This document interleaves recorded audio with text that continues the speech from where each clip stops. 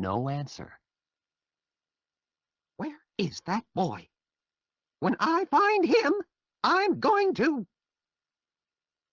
Aunt Polly looked under the bed. Then she opened the door and looked out into the garden. Tom! She heard something behind her. A small boy ran past, but Aunt Polly put out her hand and stopped him. Ah, there you are. And what's that in your pocket? Nothing, Aunt Polly. Nothing? It's an apple. I can see it. Now listen, Tom. Those apples are not for you. And I... Oh, Aunt Polly! Quick! Look behind you!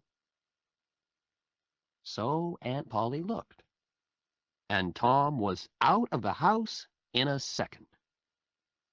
She laughed quietly. Oh, I never learn. I love that Tom, my dead sister's child. But he isn't an easy boy for an old lady. Well, it's Saturday tomorrow, and there's no school. But it isn't going to be a holiday for Tom. Oh, no. He's going to work tomorrow. Saturday was a beautiful day. It was summer, and the sun was hot, and there were flowers in all the gardens. It was a day for everybody to be happy. Tom came out of his house with a brush and a big pot of white paint in his hand. He looked at the fence. It was 3 meters high and 30 meters long. He put his brush in the paint and painted some of the fence. He did it again. Then he stopped and looked at the fence, put down his brush, and sat down. There were hours of work in front of him, and he was the unhappiest boy in the village. After 10 minutes, Tom had an idea. A wonderful idea. He took up the brush again and began work. He saw his friend, Joe Harper, in the street, but he didn't look at him. Joe had an apple in his hand. He came up to Tom and looked at the fence. "I am sorry, Tom." Tom said nothing. The paintbrush moved up and down.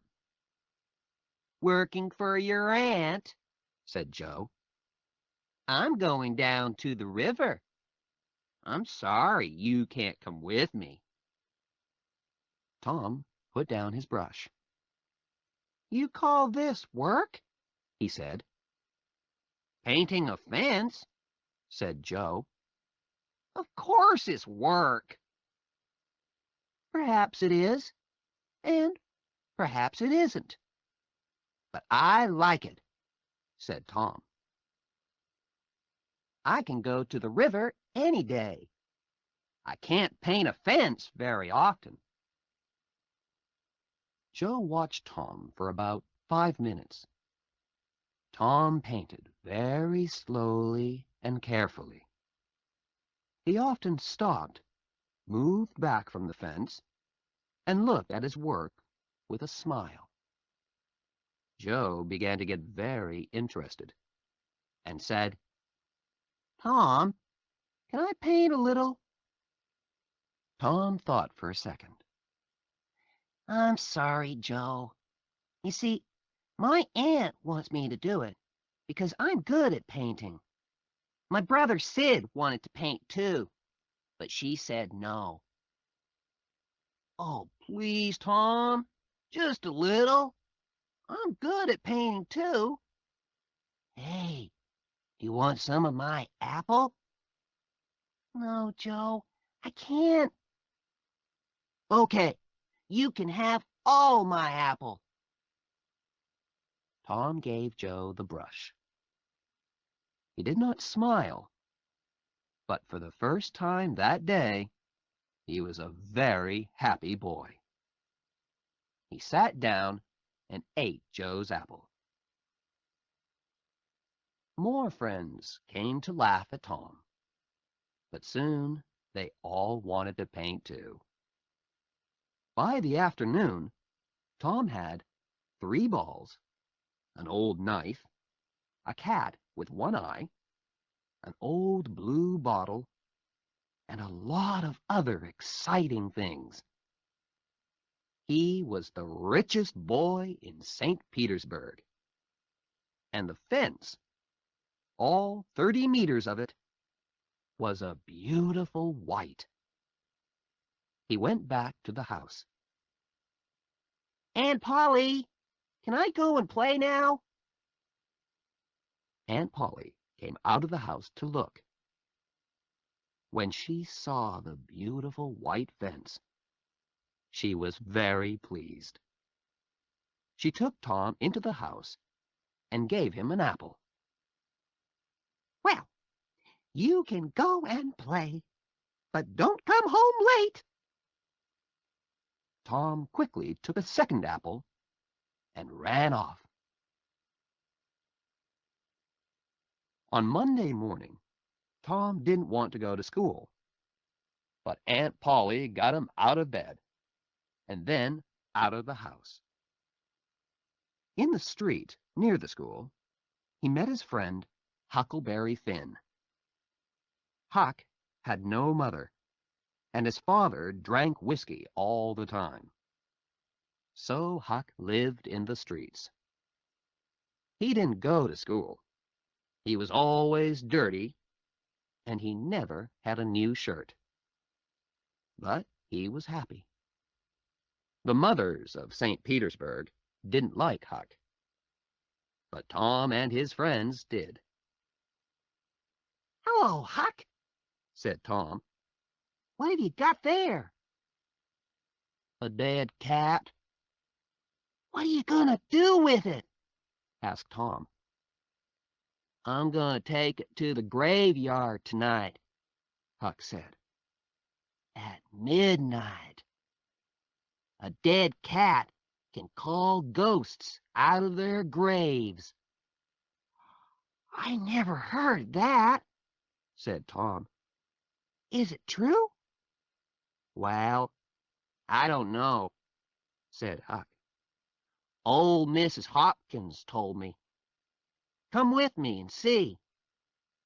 Or are you afraid of ghosts? Of course not. Said Tom. Come and meow for me at my window at 11 o'clock. After this, Tom was late for school, and the teacher looked at him angrily. Thomas Sawyer, why are you late again? He said. Tom began to speak, and then stopped. There was a new girl in the schoolroom. A beautiful girl with blue eyes and long yellow hair. Tom looked and looked. Oh, how beautiful she was. And in 2 seconds, Tom was in love. He must sit next to her.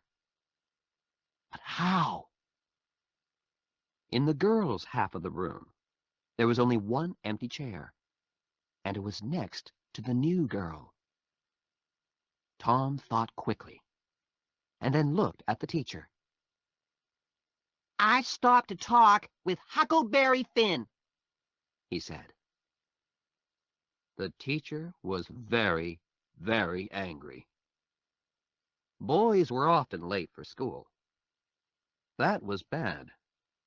But talking with Huckleberry Finn was worse, much worse.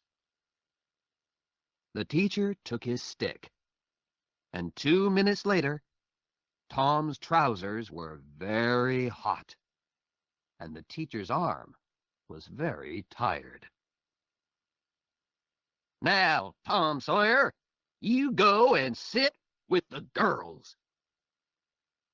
Some of the children laughed. Tom walked to the chair next to the new girl, sat down, and opened his book. The other children began to work again. After 10 minutes, the girl looked up. There was an apple on the table in front of her. She put it back on Tom's half of the table. A minute later, the apple was in front of her again. Now it stayed. Next, Tom drew a picture of a house and put it in front of her. That's nice. The girl said. Now draw a man. Tom drew a man next to the house. The man was taller than the house, and he had very big hands and very long legs. But the girl liked him. Can you draw me now? She asked. Tom drew a girl next to the man. You draw beautifully. I can't draw pictures. I can teach you, said Tom, after school. Oh, please. What's your name? Tom asked. Becky. Becky Thatcher. Just then, Tom felt a hand on his head. It was the teacher. He took Tom by the ear and moved him back to his chair in the boys' half of the room. That night, Tom went to bed at 9:30. He waited for Huck's meow, and at 11 o'clock it came. He climbed quietly out of the bedroom window, and then he and Huck walked out of the village with the dead cat. The graveyard was on a hill, about a mile from St. Petersburg. When the boys got there, they put the dead cat on a grave and sat down behind some trees. They watched and waited. It was very dark and very quiet. Do you see that new grave there? Whispered Huck. That's Hoss Williams' grave. He died last week. Perhaps he can hear us, Tom whispered back. Do you think he can, Huck? I don't know, but Shh! Oh, Tom, what is it? Shh! Whispered Tom. I can see something. Look! Huck moved nearer to Tom. Ghosts, he said. 3 of them. They're coming here, Tom. Oh, let's go home. They can't see us, Tom whispered. Not here. Ghosts can see through trees, said Huck unhappily. They can see through everything.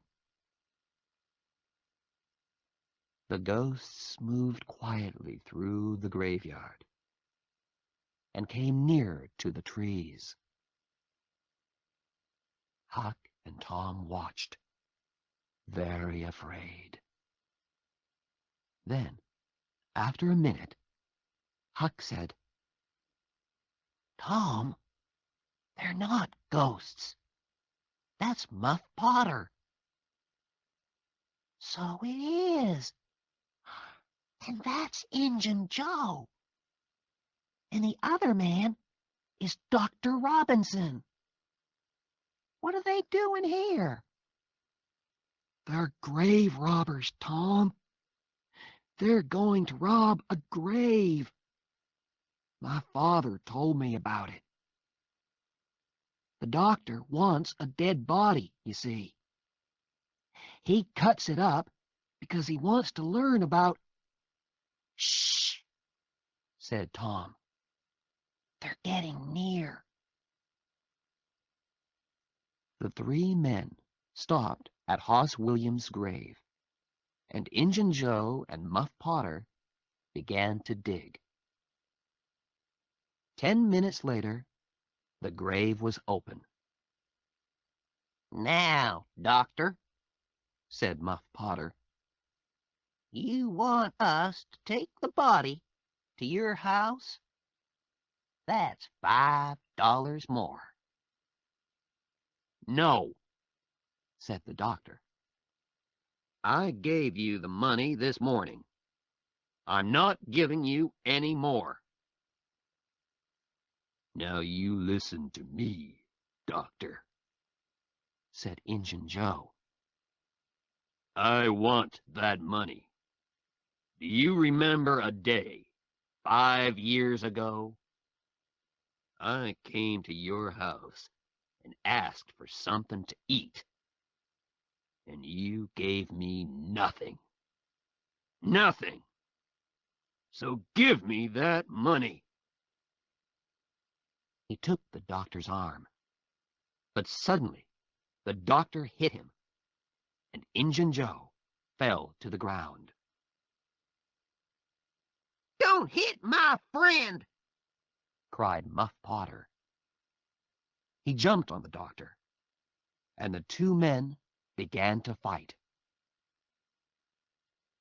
It all happened very quickly, and the two boys watched with open mouths. Injun Joe got up. He had Muff Potter's knife in his hand now, and he moved behind the doctor. Then the doctor hit Muff Potter on the head. Muff fell to the ground. And at the same moment, the knife in Injun Joe's hand went into the doctor's back. The doctor fell to the ground on top of Muff Potter, and he did not move again. The two boys could watch no more. Very quietly, they moved away from the trees, and then ran out of the graveyard and back to the village. Injun Joe stood by Hoss Williams' grave and looked down at the two men. Then he put the knife into Muff Potter's hand and sat down. 3, 4, 5 minutes went by. Potter moved a little and opened his eyes. What happened, Joe? He asked. This is bad, Muff, said Joe. Why did you kill him?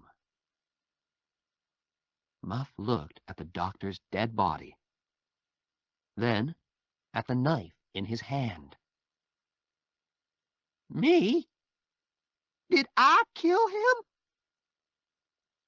His face went white, and the knife fell from his hand. It's the whiskey, Joe.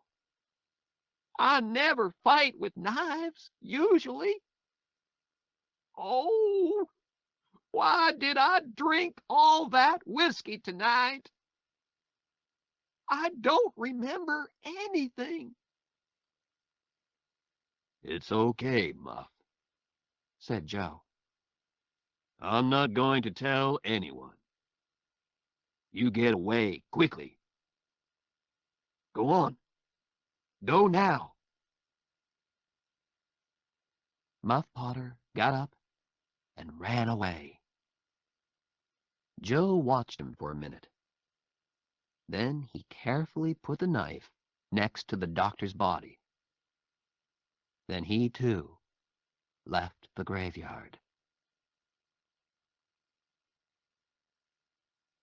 The next day, the sheriff's men found the doctor's body in the graveyard. And Muff Potter's knife. That night, Muff came to the graveyard to get his knife. But the sheriff's men were there, and they took Muff to St. Petersburg's little jail. And there Muff sat for 4 weeks and waited for his trial. Tom and Huck could not forget that night in the graveyard. They were very unhappy and very afraid. What are we gonna do? Said Tom. Muff Potter didn't kill the doctor. Injun Joe did. We saw him. I know, Huck said. But what can we do? we can't tell anyone. I'm afraid of Injun Joe. He's dangerous. And he's a killer. Do you want a knife in your back? Yes, I'm afraid of him too, Tom said. He thought for a minute. I'm sorry for Muff Potter. But you're right, Huck. We can't tell anyone about Injun Joe. The summer holidays came, and there was no school. Tom didn't want to think about Muff Potter and Injun Joe, but it wasn't easy. At night, when he was in bed, he saw Injun Joe's face in the dark, and he couldn't sleep. But he couldn't talk to anyone about it. One hot summer's day, he and Joe Harper were down by the Mississippi River. They sat and watched the boats, and fished, and talked. Let's get away from here, said Tom suddenly. Let's go and do something exciting somewhere. Okay, said Joe. But what? And where? I know, Tom said. Let's run away. Let's go and live on Jackson's Island. We can sleep out under the trees. Jackson's Island was in the Mississippi, 3 miles south of St. Petersburg. Nobody lived there. Let's ask Huck Finn, too, said Tom. But don't tell your mother or father or anyone. Go home and get some things to eat, and meet me here at midnight. So that night, 3 boys in a small boat went down the river to Jackson's Island. They had some bread and some meat, and Huck had his pipe, too. When they got there, they carried everything onto the island and made a fire under a big old tree. Then they cooked some of the meat over the fire. And oh, that meat was good. The best dinner in the world. Soon, they stopped talking.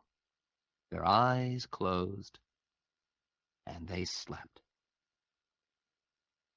The next morning, Tom woke up with the sun on his head and a smile on his face. Then Huck and Joe woke up, and the 3 boys ran down to the river to swim. After that, they fished, and soon they had about 6 big fish for their breakfast. They cooked the fish on their fire and ate them all. They were very hungry. That, said Joe happily, was a wonderful breakfast. After breakfast, they walked through the island, swam some more, talked, fished, and swam again. They came back to their fire in the afternoon. Suddenly, Tom looked up and said, Listen, can you hear boats? They listened, and then ran across the island to look down the river. There were 20 or more boats on the water. Every boat in St. Petersburg was out. What are they doing? Asked Joe. They're looking for a dead body, I think, said Huck. They did that last summer, when Bill Turner fell in the river and drowned. Who's dead, do you think? Asked Joe. The boys watched the boats. Suddenly, Tom cried, I know who's dead. It's us. They're looking for us. This was wonderful. Tom looked at his friends. We're famous, he said. Everybody in St. Petersburg is talking about us. And they all feel sorry for us. Night came, and the boys went to sleep. But Tom did not sleep. And when morning came, he wasn't there. Huck, where's Tom? Cried Joe. I don't know, Huck began. but look, there he is. He's swimming across to the island now. Hey, Tom! At breakfast, Tom told his story. I went home last night, he said, and listened at the window. Joe, your mother was there too, and she and Aunt Polly cried and cried. I heard some very interesting things. On Sunday, there's going to be a big funeral at the church. For us. And listen, I've got a wonderful idea. Huck and Joe listened and laughed. And yes, it was a wonderful idea.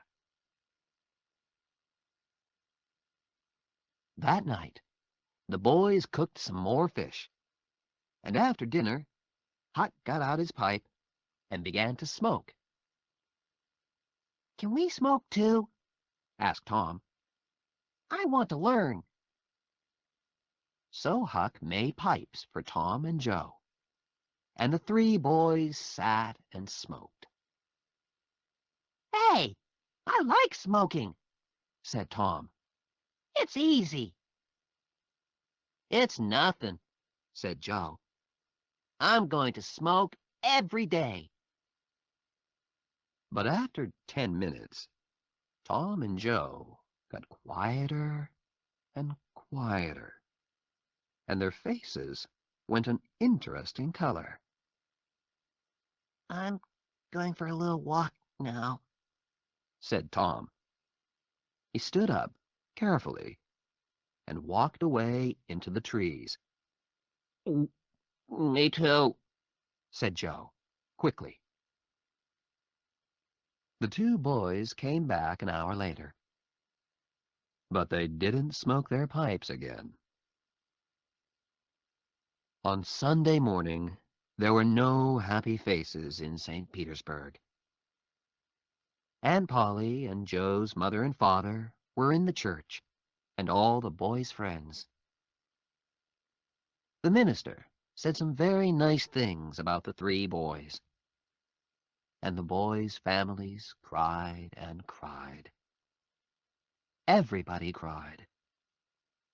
And little Becky Thatcher did not stop crying for 1 second.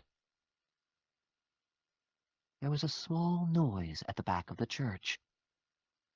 But at first, nobody heard it. Then the minister looked up and suddenly stopped speaking. Everybody turned to look. Their mouths opened and stayed open.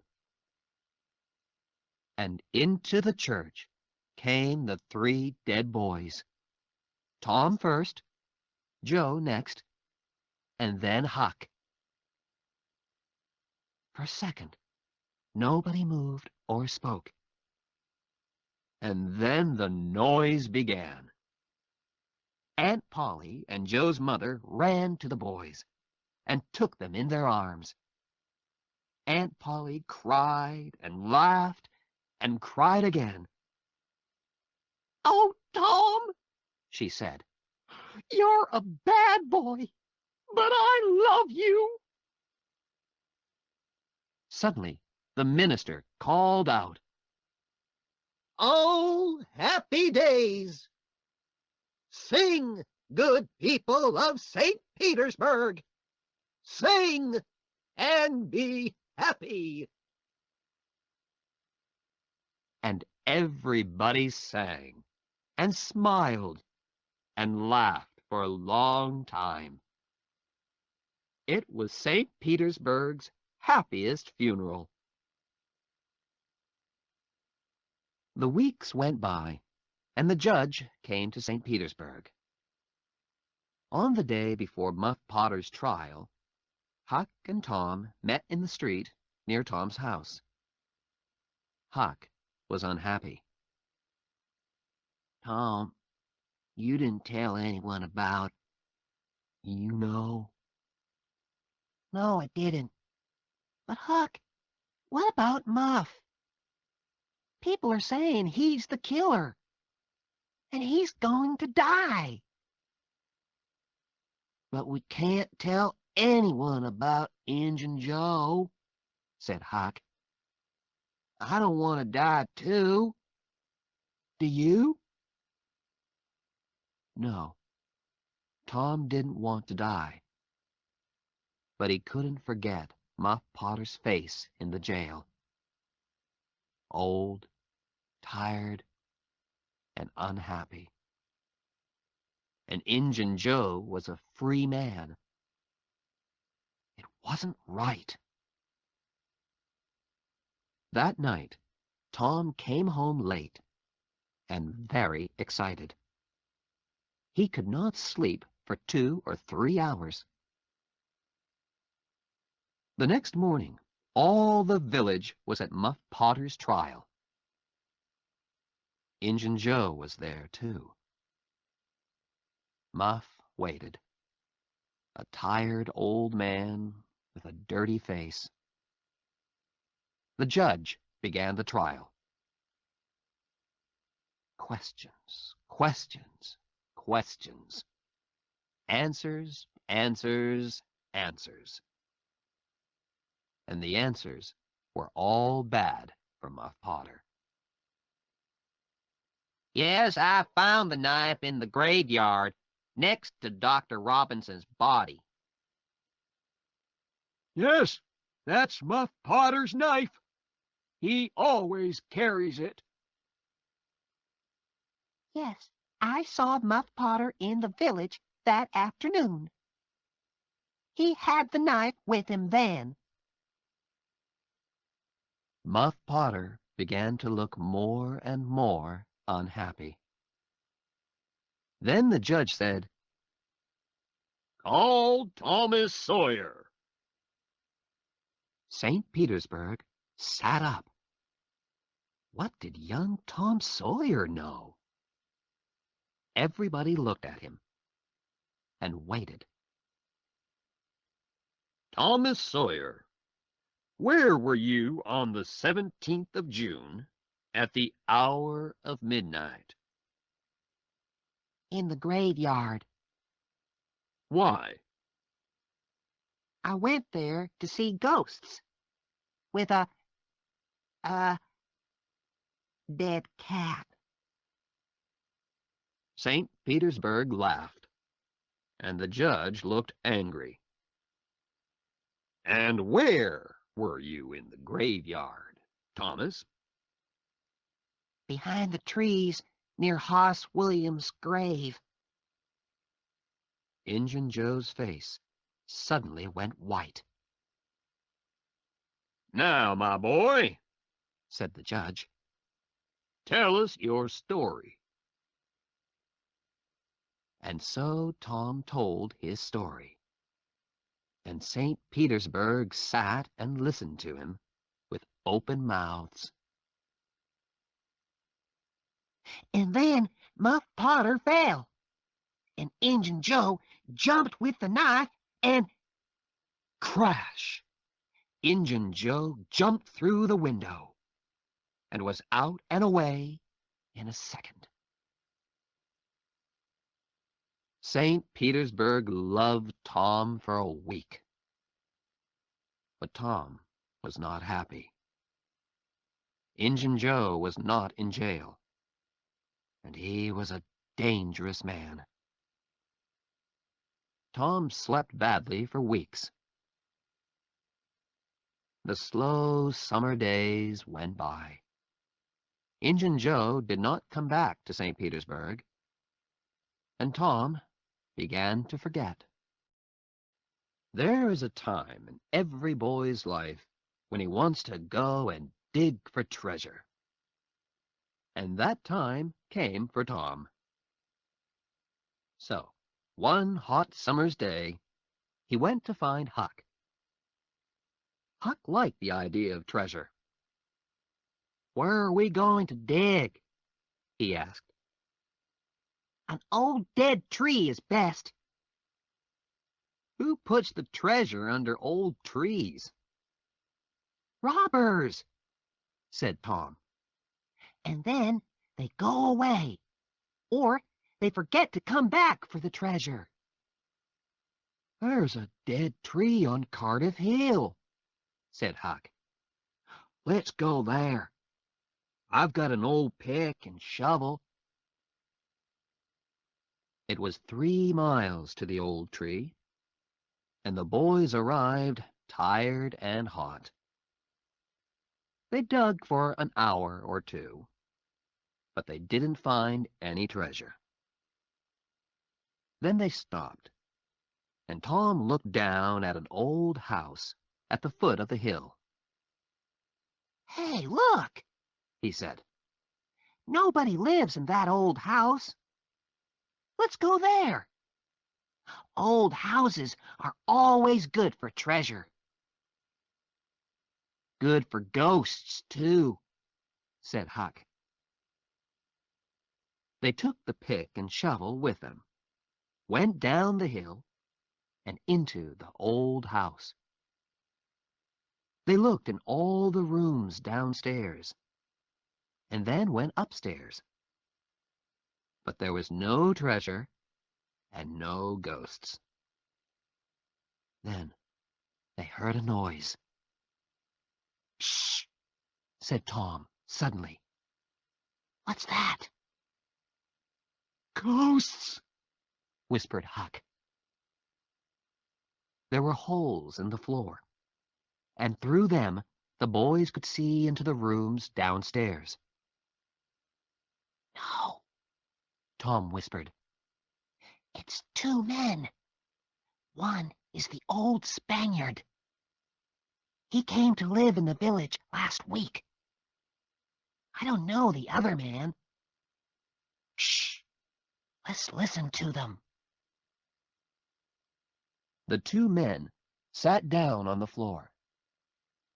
The Spaniard had a green hat and long white hair. The other man was small and dark. He took out a bag and began to open it. "It's hot in here," the Spaniard said. He took off his green hat. And then he took off his long white hair. Tom, Huck whispered upstairs. that's Injun Joe. We took $650 when we robbed that house, said the second man. He took some money out of the bag. We can take $50 with us now. What are we going to do with the 600? Leave it here. Said Injun Joe. We can come back and get it next week. Here, give me the bag. He walked across the room to the fireplace, moved 2 big stones from the floor, and began to dig with his knife.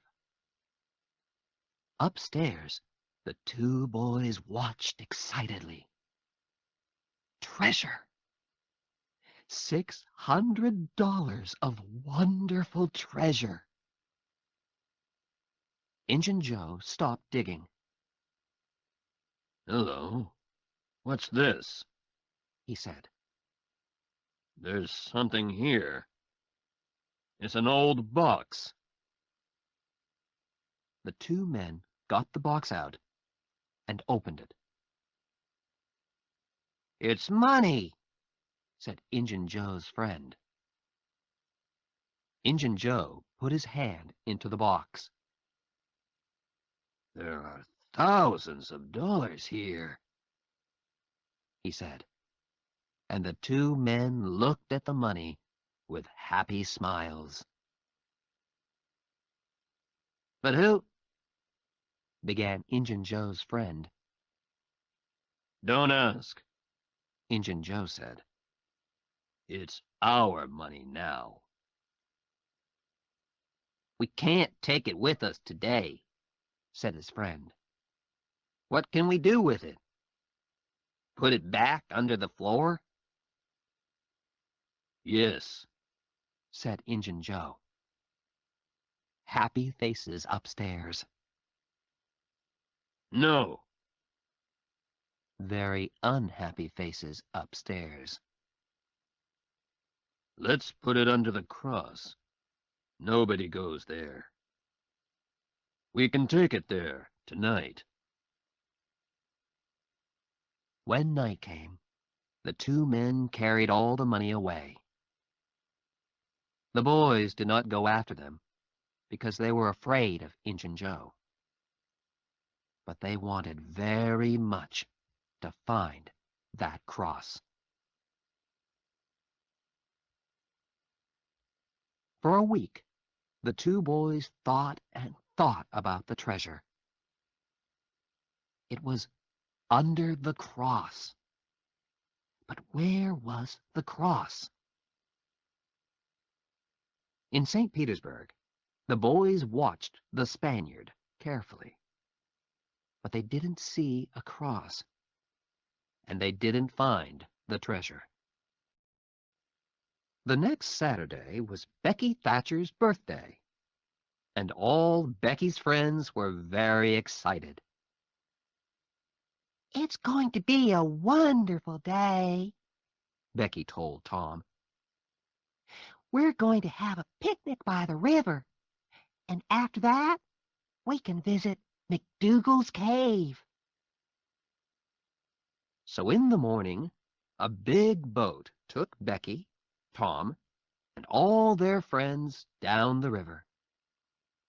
There were some older children on the boat, too, but all the mothers and fathers stayed at home. Picnics are better without them. And it was a very happy, noisy picnic. After the picnic, the children took out their candles and ran up the hill to the cave. The mouth of the cave was dark, and some of the children were afraid at first. But caves are exciting. So in the end, everybody went in. McDougal's cave was very, very big, with hundreds of tunnels and rooms. The tunnels went up, down, and into the hill for miles. You could walk for days in McDougal's cave. Nobody knew all the cave, but many people knew the tunnels near the door. You could play all day in these tunnels. Tom, of course, knew them well. For hours, the children walked and ran through the cave, up and down the tunnels, in and out of the rooms. In the evening, they came out and walked down the hill to the boat, tired but happy. When the boat arrived back in St. Petersburg, it was dark. Huck Finn saw the boat, but he did not know about the picnic. He did not go to birthday picnics, of course, because the mothers of St. Petersburg did not like him. But tonight, Huck was only interested in treasure. Injun Joe's treasure. Injun Joe was in an old building by the river, and Huck waited in the street near the building. Perhaps, he thought, Injun Joe's cross isn't there, and the box of money. I must wait and watch. I can tell Tom about it tomorrow. But Injun Joe didn't come out. At midnight, it began to rain, and Huck waited all night in the cold street. In the morning, he could not move, and he could not speak.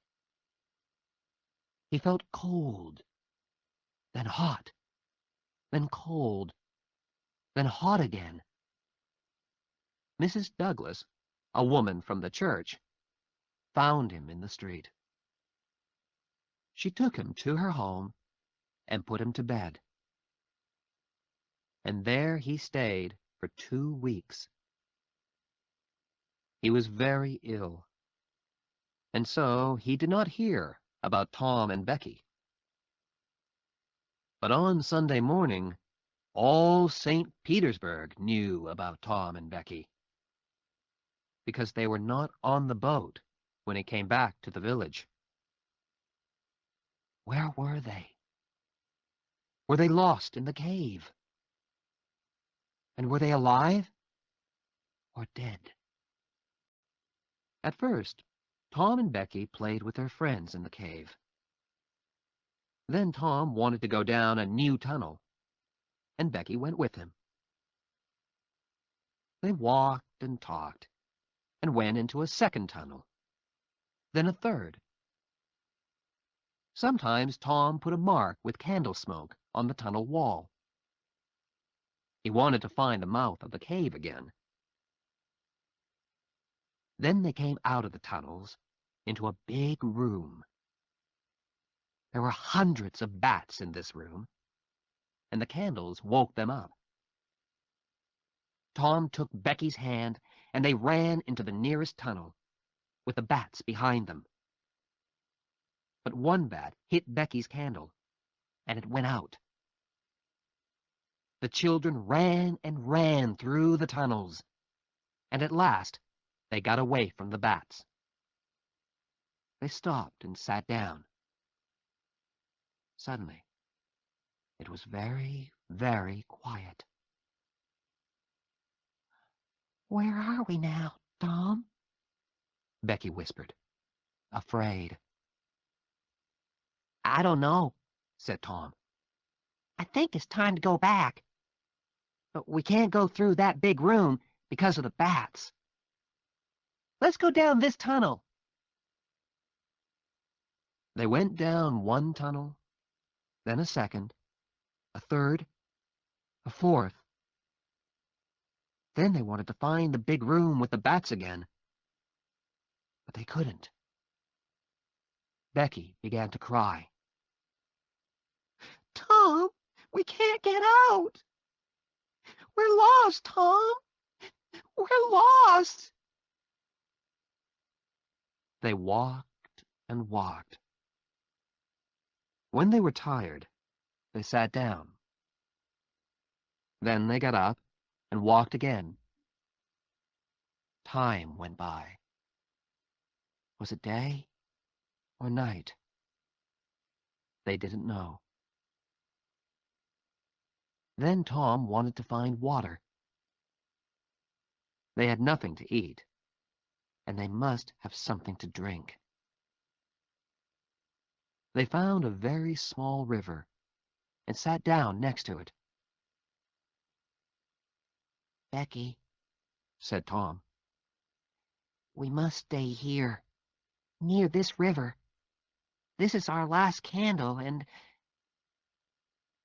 He did not finish, but Becky understood. Tom? Yes, Becky? Are they going to come and look for us? Of course, when the boat gets to St. Petersburg. But how can they find us in these hundreds of tunnels? Oh, Tom, Tom, we're going to die in here. Becky began to cry again. Then the candle went out, and the two children were in the dark. They sat for hours and hours. They slept a little, then woke up, then slept again. Was it Sunday now? Or Monday? Suddenly, Tom sat up. Listen, somebody's calling. The two children listened. They heard it again, a little nearer. They called back. Then they began to walk down the tunnel in the dark, with their hands on the wall. They stopped and listened again. But now they couldn't hear anything. Slowly, they went back to their river. They slept again and woke up very, very hungry. Perhaps it's Tuesday now, Tom thought. What can I do? I must do something. Then he had an idea. Becky, listen. I've got a long string in my pocket. I can go down some of the small tunnels and get back to you with the string. You wait here. Slowly and carefully, Tom went down the first tunnel on his hands and knees. Then the tunnel wall on his right finished, and there was nothing. Tom put out his hand to feel the floor. And just then, away to his right, he saw a hand. A hand with a candle. At once, Tom called out. Help! He cried. The hand moved, and Tom saw an arm and a face. It was Injun Joe. Tom was very afraid, but Injun Joe was afraid too, and he quickly ran away down the tunnel. Tom went back to Becky, but he did not tell her about Injun Joe. Tom waited for an hour, then went into a different tunnel with his string. Then a third tunnel. It was Tuesday evening, and St. Petersburg waited. Many of the villagers were in the cave, and they looked for the children day and night. But they heard nothing, saw nothing, and found nothing. Then, late that evening, there was a sudden noise in the streets. People began to run to the Thatcher's house. They're here! Becky and Tom are here! Most of the village came to listen to Tom's story. It was in the 6th tunnel, He told them. I went to the end of my string, and suddenly I could see daylight. There was a little hole in the cave wall. I put my head out, and there was the river, right under my nose. I went back and got Becky, and we climbed out through the hole. Then we stopped a boat on the river. We were 5 miles from the mouth of the cave. Tom was very tired after his 3 days in the cave, and he went to bed and stayed there for 2 days. He heard about Huck and went to see him on Sunday, and then every day. But Mrs. Douglas was always in the room. You can just say hello, She told Tom. and then you must go. Huck is very ill, and he needs to sleep. So Tom could not talk about anything exciting, and he could not tell Huck about Injun Joe. One day, about 2 weeks after the picnic, Tom was in Becky's house, and her father came in. Well, Tom, Mr. Thatcher said. would you like to go back to the cave again one day? I'm not afraid of that cave, said Tom. Mr. Thatcher laughed. There are a lot of people like you, Tom. But nobody's going into that cave again. There are big doors across the cave mouth now, and nobody can open them. Tom's face went white. But Mr. Thatcher, Injun Joe's in that cave. An hour later, 50 men were at the cave, and they opened the doors. Injun Joe was on the ground, dead, his face to the door, and his knife in his hand. The day after Injun Joe's funeral, Huck was out of bed. He and Tom walked slowly out of the village. They had a good long talk, and Huck heard all about the picnic, the cave, and Injun Joe. We're never gonna find the money now, said Huck. Huck, Said Tom. the money isn't in St. Petersburg. It's in the cave. I know it is. Why was Injun Joe in the cave? Because he took the box of money there, right? Huck looked excited. Say that again, Tom. The money's in the cave. And we can get to it easily. Let's go there now. I've got some candles and a long string. We can take a boat and put it back later. 20 minutes later, the boys were in a boat on the Mississippi. They went 8 miles down the river, and then Tom stopped by some small trees. Here we are, He said. Tom's hole was just behind the trees. Tom took a candle and climbed in, Huck climbed in after him. Injun Joe never found this hole, said Tom. or he did find it and couldn't get through it. It's very small. The boys went carefully through the tunnels with their string. Then Tom stopped. I saw Injun Joe about here. He said. And look, Huck, there's the cross. There was a big smoke cross on the tunnel wall. The boys looked up and down the tunnel, but there was no box of money. Injun Joe said, under the cross, said Tom.